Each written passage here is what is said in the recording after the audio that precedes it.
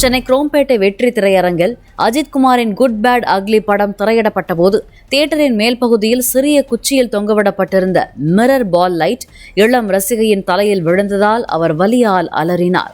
ரசிகையின் உறவினர்கள் தியேட்டர் ஊழியர்களுடன் வாக்குவாதம் செய்ததை அடுத்து 30 நிமிட நேரம் பட ஒளிபரப்பு நிறுத்தப்பட்டு பேச்சுவார்த்தைக்கு பின் மீண்டும் ஒளிபரப்பப்பட்டது. சம்பவம் குறித்து குரோம்பேட்டை போலீசார் விசாரணை நடத்தி வருகின்றனர்.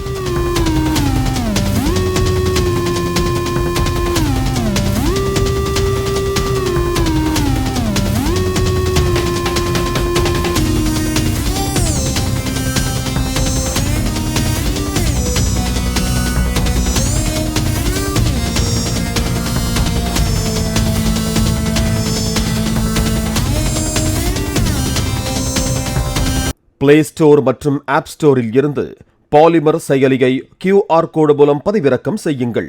செய்திகளை உடனுக்குடன் பெறுங்கள்.